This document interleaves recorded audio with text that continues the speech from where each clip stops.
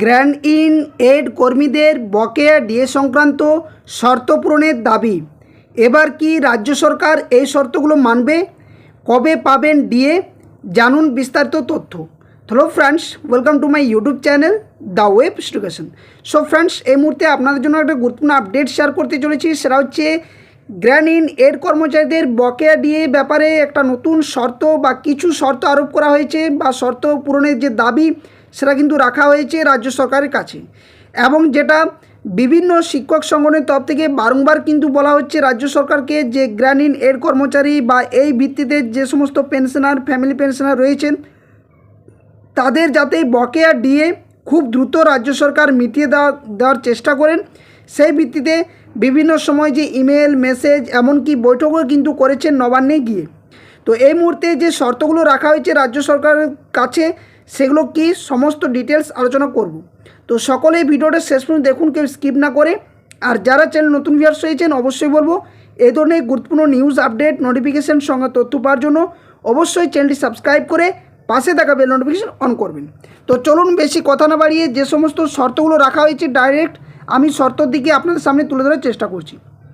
তো দেখুন, বলা হচ্ছে যে বকেয়া ডিএ সংক্রান্ত যে রায় সুপ্রিম কোর্ট গত 5ই ফেব্রুয়ারি দিয়েছিল, তার সাথে যে বিভিন্ন শিক্ষক সংগঠন তাদের কিন্তু দাবি যে এর সাথে সাথে যে কোনোভাবেই যাতে যে রিপোর্টগুলো পেশ করা হচ্ছে তাতে যেন কোনোভাবেই যে একটার পর একটা যে কোনো মিসম্যাচ যাতে না ঘটে, এবং প্রত্যেকটা শর্তের ভিত্তিতে বা প্রত্যেকটা যে রায়, সেই রায় মোতাবেক ন্যায্য যে অধিকার কর্মচারীদের বকেয়া ডিএ সেটা যেন মিটিয়ে দেওয়া হয়। তো এখানে কি শর্ত রাখা হয়েছে? প্রথমত 1 নম্বর যেটা বলা হয়েছে যে পুরাতন যে স্কিমের বদলে নতুন যে পেনশন স্কিম কার্যকর করার জন্য যে কোনো উদ্যোগের আমরা তীব্র বিরোধিতা করছি, এবং বিরোধিতা করার সাথে সাথে আমাদের দাবি যে পেনশন সিস্টেমে কোনো বদল যেন সরকার না করে। অর্থাৎ প্রথম বিষয়টি খুব গুরুত্বপূর্ণ, যে পেনশন স্কিমের ক্ষেত্রে রাজ্য সরকার তরফ থেকে যে সমস্ত যে বা অর্থ দপ্তর তরফ থেকে যে বদলগুলো করা হচ্ছে সেটা যেন কোনো না করা হয়। দ্বিতীয়ত বলা হয়েছে অবিলম্বে সমস্ত রাজ্য কর্মচারীদের ওয়েস্ট বেঙ্গল যে হেলথ স্কিম 2008 এর আওতায় কিন্তু আনতে হবে সমস্ত কর্মচারীদেরকে। তৃতীয়ত বলা হচ্ছে সপ্তম রাজ্য যে বেতন কমিশনের আওতা থেকে 25টি সরকারি বিশ্ববিদ্যালয়, মধ্যশিক্ষা পর্ষদ, উচ্চ মাধ্যমিক শিক্ষা সংসদ, মাদ্রাসা বোর্ডকে বাদ দেওয়া হয়েছে। অবিলম্বে সেই সব সংস্থার কর্মীদের বেতন কমিশনের অন্তর্ভুক্ত করার দাবি করছি। চতুর্থ বলা হচ্ছে ত্রিস্তর পঞ্চায়েতে কর্মরত জীবিকা সেবক যারা রয়েছেন তারা 9 বছর ধরে বেতন পাচ্ছেন না। অবিলম্বে বকেয়াসহ এদের যে বেতন, সেই বেতন প্রদানের যে ব্যবস্থা সেটা কিন্তু করতে বলা হয়েছে। 5 নম্বর কি বলা হয়েছে যে মাননীয় মুখ্যমন্ত্রীর প্রতিশ্রুতি মতো চুক্তি কর্মীদের সমকাজে যে সমবেতনের নীতিতে মজুরি বা বেতন পুনর্নির্ধারণ সহ অবসরকালীন যে সামাজিক সুরক্ষার প্রশ্নে সরকারের যে অবস্থান সেটা কিন্তু স্পষ্ট করতে বলা হয়েছে। 6 নম্বর বলা হয়েছে 1 জুনের বৈঠকে মাননীয় মুখ্যমন্ত্রী যে প্রতিশ্রুতি দিয়েছিলেন যে জানুয়ারি 2027-এ রাজ্য কর্মীরা সপ্তম বেতন কমিশনের সুপারিশকৃত বেতন, ভাতা, পেনশন পেয়ে যাবেন, অথচ কমিশন এখনও কাজেই শুরু করেননি। ফলে কমিশনকে দ্রুত কাজ শুরুর নির্দেশও কিন্তু দেওয়ার যে অনুমতি সেটা কিন্তু চাওয়া হয়েছে। এছাড়া পিএসসির দুর্নীতির তদন্ত, পিএসসিকে অর্থ দপ্তরের আওতা থেকে বার করে 100% সাংবিধানিক নিরপেক্ষ সরকার নিয়ন্ত্রণ মুক্ত স্বশাসিত সংস্থা হিসাবে গড়ে তোলা, এবং সেই পুনর্গঠিত যে পিএসসির মাধ্যমে সমস্ত শূন্য যে রাজ্য কর্মীদের পদে নিয়োগের দাবি করেছিলাম মাননীয় মুখ্যমন্ত্রীর সঙ্গে বৈঠকে, এই বিষয়ে সরকারি পদক্ষেপ সম্পর্কে জানানো।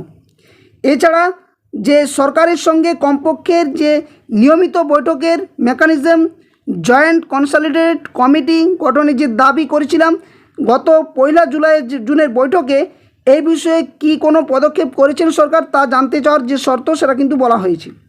এছাড়া ওয়ার্ক চার্জ কর্মীদের রেগুলেশন প্রক্রিয়া 2011 সাল থেকে যেটা বন্ধ আছে, এই নিয়মিতকরণ প্রক্রিয়া চালু করা, সাথে সাথে প্রাথমিক শিক্ষক শিক্ষিকাদের যে টেটের বাধ্যতামূলক বিষয়, সেই বিষয়ে যাতে করে গুরুত্বপূর্ণ সহকারে কেন্দ্র সরকারের সাথে আলোচনা করে সেগুলো দেখা।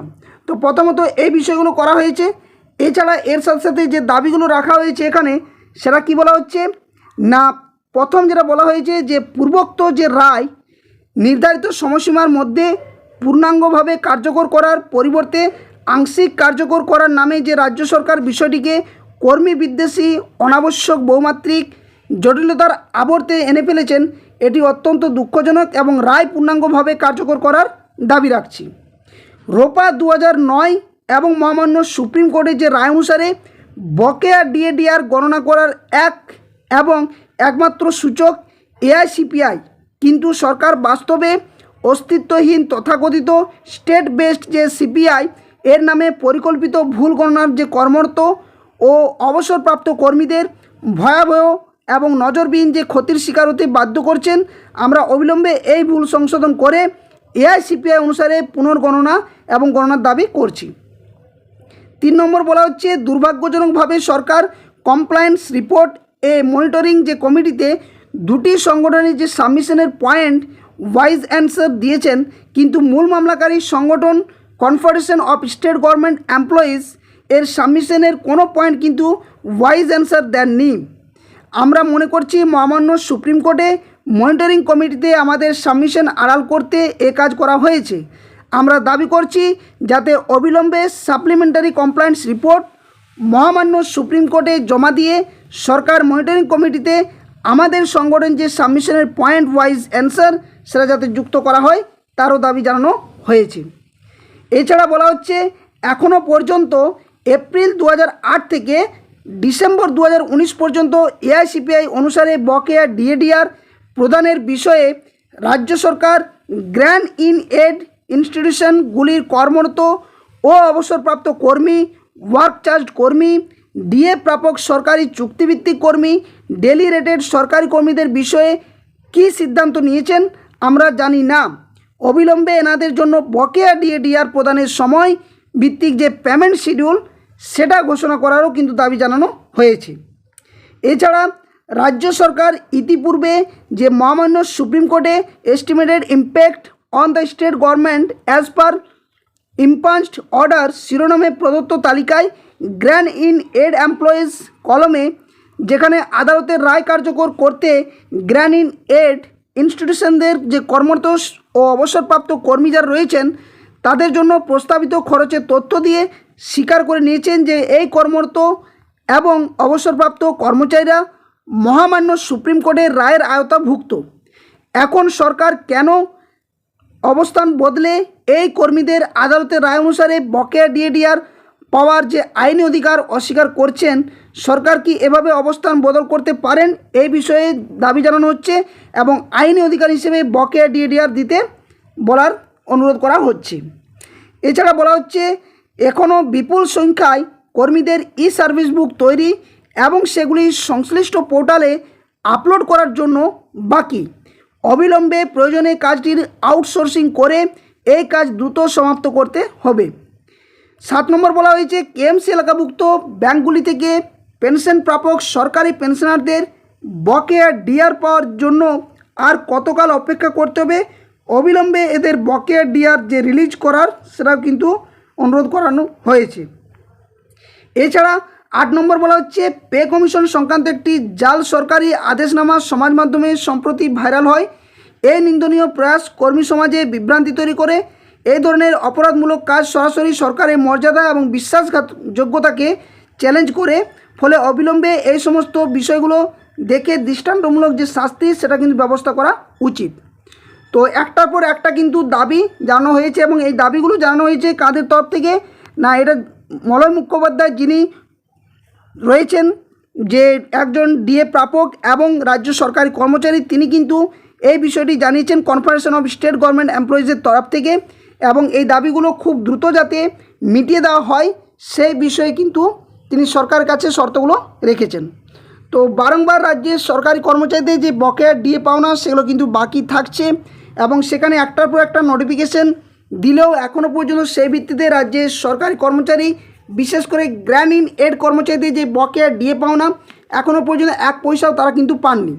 সাথে সাথে কেএমসি এলাকাভুক্ত যে সমস্ত পেনশনার, ফ্যামিলি পেনশনার যারা রয়েছেন তাদের কিন্তু নোটিফিকেশান দিলেও তাদের যে বকেয়া ডিএ বা ডিআর সেটা কিন্তু এখনও পর্যন্ত তারা পাননি। তো নানান শর্ত কিন্তু রাজ্য সরকারের কাছে রাখা হয়েছে এবং খুব দ্রুত রাজ্য সরকারের সাথে যদি বৈঠক হয় সেখানে অবশ্যই এই দাবিগুলো উঠবে। এবং সাথে সাথে আগামী 18 আগস্ট সুপ্রিম কোর্টে যে ডিএ মামলা সংক্রান্ত যে শুনানি হতে চলেছে সেখানে অবশ্যই রাজ্য সরকারের স্ট্যান্ড কী রয়েছে এবং যে কমিটির যে মনিটরিং রিপোর্ট সেখানে তথ্যর ভিত্তিতে শিক্ষক সংগঠনগুলোর তরফ থেকে কী প্রতিক্রিয়া উঠে আসছে সেগুলো কিন্তু দেখার বিষয় হয়ে দাঁড়াবে। তো এই ছিল সম্পূর্ণ আপডেট আপনাদের সামনে। যদি ভিডিওটি ভালো লাগে অবশ্যই ভিডিওটি লাইক করবেন, বাকিদের সাথে শেয়ার করবেন। আর যারা চ্যানেল নতুন ভিউয়ার্স রয়েছেন এই ধরনের গুরুত্বপূর্ণ আপডেট নিউজ তথ্য পাওয়ার জন্য অবশ্যই চ্যানেলটি সাবস্ক্রাইব করে পাশে থাকা বেল নোটিফিকেশন করবেন। তো ধন্যবাদ, জয় হিন্দ, সকল সুস্থ থাকুন, ভালো থাকুন। পরবর্তী আপডেট পাওয়ার জন্য অবশ্যই চ্যানেলের পাশে থাকবেন। ধন্যবাদ।